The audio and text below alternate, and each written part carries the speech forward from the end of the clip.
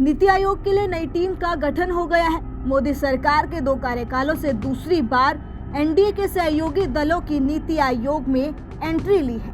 BJP के दिग्गज नेताओं के अलावा सरकार में शामिल टीडीपी, जेडीएस, जेडीयू, हम लोजपा कोटे की इन सभी पार्टियों से मंत्रियों को नीति आयोग में जगह दी गई है। ये पुनर्गठन इसलिए अहम है क्योंकि अगले हफ्ते केंद्रीय बजट आने वाला है और मोदी सरकार बजट को लेकर अर्थशास्त्रियों से राज्यों के प्रतिनिधियों तक के नेताओं से बातचीत और सलाह कर रहे हैं। एनडीए सरकार में इस बार अहम रोल निभाने वाले 2 राज्यों की सरकारों की उम्मीदें अब ज्यादा जुड़ गई हैं। मोदी 3.0 पहली बार नीति आयोग में एनडीए के दलों की एंट्री हुई है।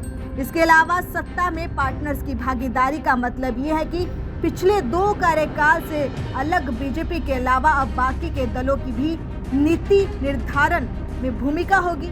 इसके लिए पहले ये भी समझा जाएगा कि नीति आयोग क्या काम करता है और देश के नीतियों को बनाने में और दिशा निर्धारण में उसका कितना अहम योगदान रहेगा।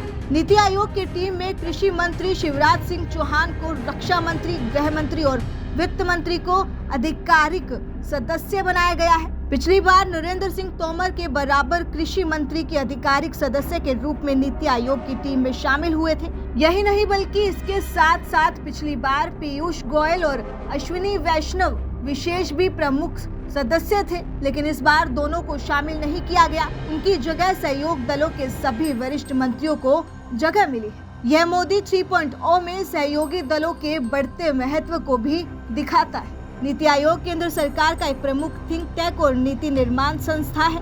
इसे 1 जनवरी 2015 को स्थापित किया गया था। यह योजना आयोग का उत्तराधिकारी है।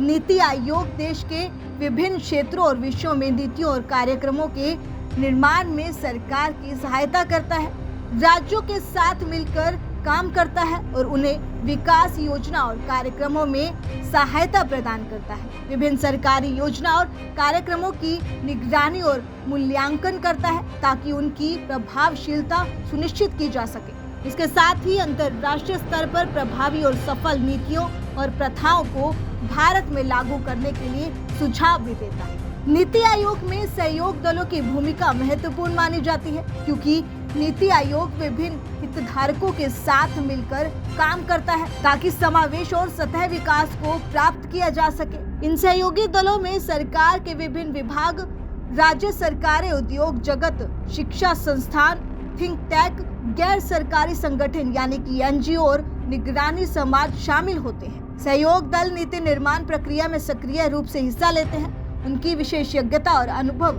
नीति आयोग को प्रभावी और व्यवहारिक नीतियां तैयार करने में मदद करते हैं। सहयोगी दल विभिन्न मुद्दों और समस्याओं की पहचान करते हैं और उनके समाधान के लिए सुझाव प्रदान करते हैं। इससे नीति आयोग को जमीन हकीकत समझने और उनके अनुसार नीतियां बनाने में मदद मिलती है। फिलहाल खबर में बस इतना ही। ऐसे ही तमाम बड़ी खबरें जानने के लिए जुड़े रहिए ब्यूरो रिपोर्ट्स केशव टाइम्स पर।